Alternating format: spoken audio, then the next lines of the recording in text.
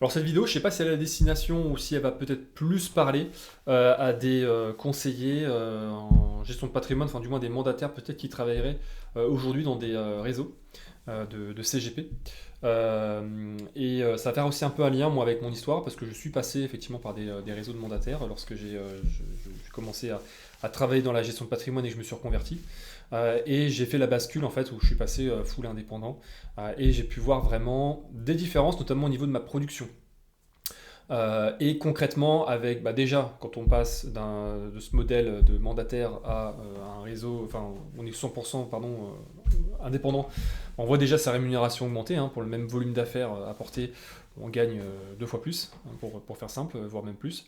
En plus, on va produire davantage, on va avoir des volumes de production bien supérieurs. C'est ce qui s'est passé pour moi. Je vais vous l'expliquer en fait pourquoi effectivement on peut s'attendre à avoir aussi peut-être un doublement de la production, de collecter deux fois plus avec ses clients lorsqu'on sort d'un modèle de réseau de mandataires. Alors ce qu'il faut savoir dans les réseaux de mandataires, c'est que généralement vous avez quand même des choix qui sont beaucoup plus réduits. Ce n'est pas vous qui allez référencer les produits, vous n'allez pas les auditer, vous n'allez pas les référencer dans votre gamme. Alors ça vous donne un certain confort, parce que c'est vrai que c'est quand même du travail, hein, je vous, je vous le cache pas, c'est beaucoup de travail, c'est du réglementaire. Nous, chez Invested, on a deux personnes en back-office hein, pour assurer, parmi tout ça, ces différentes tâches, d'assurer l'administratif. Réglementairement, c'est très lourd. Mais vous allez avoir un choix qui va être plus réduit. Niveau commission, notamment des frais, ça va être assez peu flexible. C'est-à-dire que le réseau va vous imposer, par exemple, un certain montant de frais d'entrée, qui sont parfois extrêmement élevés. À juste titre, parfois le client va tiquer, va pas vouloir placer son argent. Et vous, le problème, c'est que derrière, vous n'avez pas la possibilité d'abaisser les frais comme vous le voudriez, même si c'est au détriment de votre rémunération et pas de et qu'on conserve la marge du réseau. Malheureusement, voilà, c'est pas rare que parfois c'est minimum 2-3% de frais d'entrée sur vos assurances vie, qu'on peut pas aller en dessous, alors qu'en réalité, le client, une fois qu'il a compris comment fonctionne une assurance vie, il peut être très lié à vous et vous faire confiance et vous aimer beaucoup. Bon, s'il place un certain capital, payer des milliers, voire des dizaines de milliers d'euros de frais d'entrée, alors qu'il peut avoir des assurances vie en ligne sans frais, bon, il peut se poser effectivement la question. D'autant plus que moi je suis d'accord, hein, nous on applique des frais d'entrée, pour revenir là-dessus, au niveau chez Invested on applique des frais d'entrée, c'est notre politique. Mais des frais d'entrée sur 10 000 euros, moi je peux le comprendre. Mais payer des frais d'entrée sur 1 million d'euros, c'est compliqué à justifier de prendre 30 000 euros de frais à l'entrée sur un contrat d'assurance vie. Alors que derrière, bon voilà, on fait rien de bien sorcier, hein, on met une allocation qui va être peut-être un peu plus aboutie qu'une allocation sur un contrat de 10 000 euros, c'est sûr. Mais voilà, nous par exemple, hein, si on place plus de 200 000 euros pour un client, on fait frais zéro, on n'applique plus de frais. Donc, premier point, effectivement, plus de flexibilité sur les commissions, donc forcément vous allez perdre des clients. Donc vous allez faire moins de production de base. Vous-même peut-être, vous allez être pas forcément aligné, peut-être d'un point de vue éthique, vous dire comment je peux appliquer autant de frais à l'entrée pour mon client, d'autant plus que ce que vous ignorez, c'est qu'il y a énormément d'autres types de frais dont vous n'avez sûrement pas connaissance, qui sont facturés et qui sont conservés par le réseau dans lequel vous travaillez.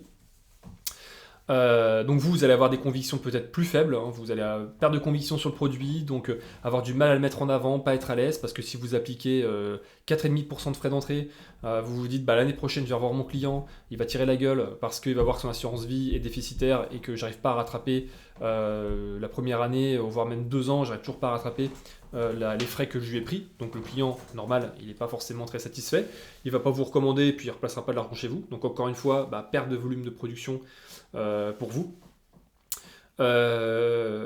Côté immobilier, c'est pareil, hein, les différents produits que vous allez avoir, c'est vrai qu'il faut savoir que dans certains réseaux, ils vont négocier certaines marges importantes côté promoteur.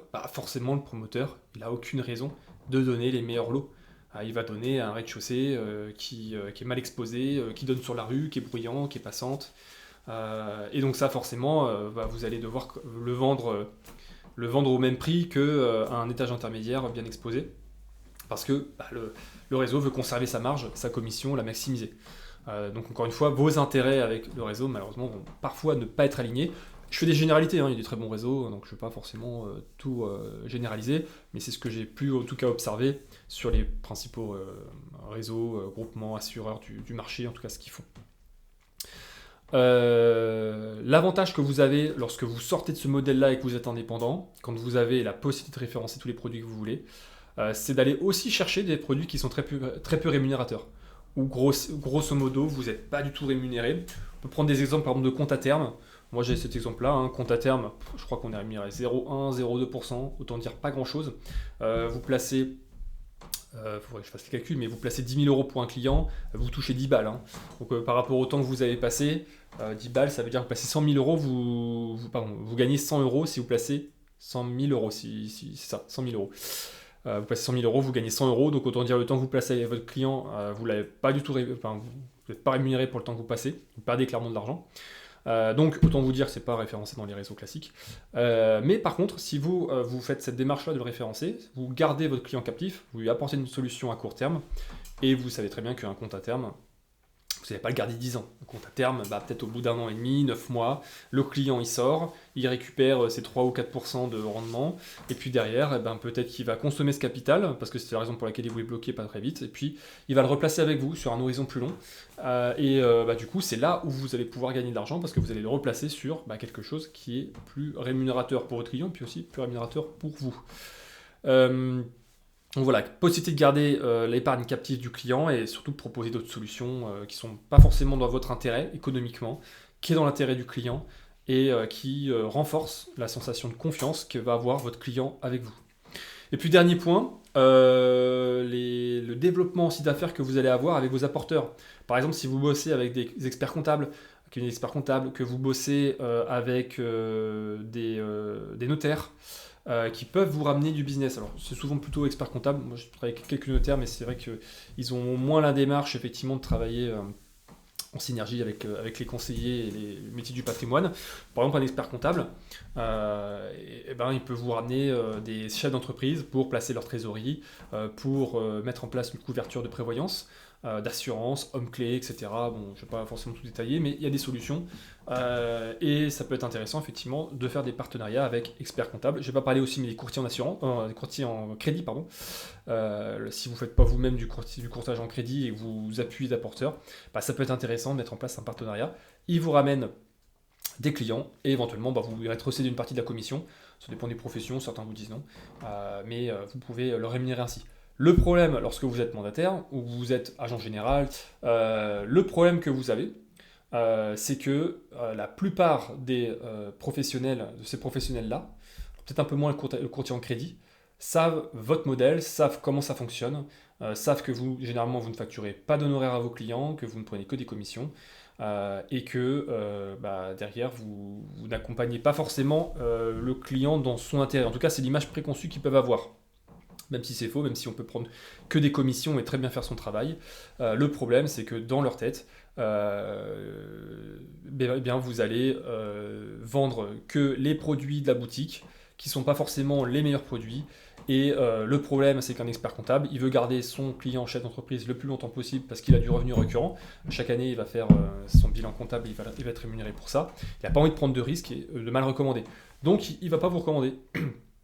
Et ça, moi-même, je l'ai vécu parce que, comme je disais, je suis passé d'un réseau de mandataires à un réseau où je suis passé complètement full indépendant. Et mon expert comptable m'accompagnait avant. Elle m'a jamais envoyé un seul client, alors qu'elle avait accès à mes comptes. Elle voyait mes comptes, et pourtant, même quand j'étais mandataire, je gagnais très très bien ma vie. J'étais caché de la trésor, tout allait très très bien au niveau des bilans. Donc elle se disait pas, il galère, je n'aurai pas de clients. Elle m'a jamais envoyé de client. Le jour où je passe complètement indépendant, mes comptes s'améliorent encore plus. Mais c'est pas forcément ça qu'a joué. En fait, c'est à partir de ce moment-là où elle a commencé à m'envoyer des clients.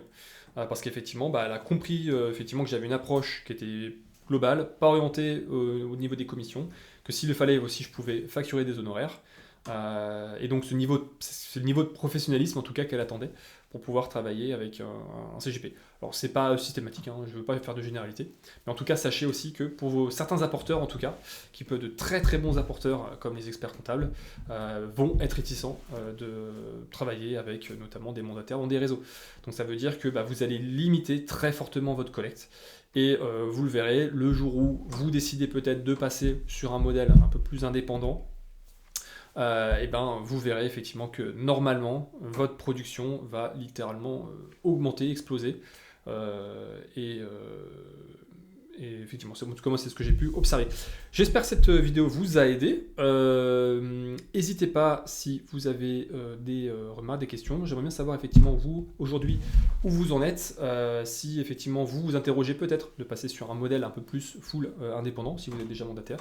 Ou peut-être que vous êtes juste sur un projet, pour le moment, un peu plus...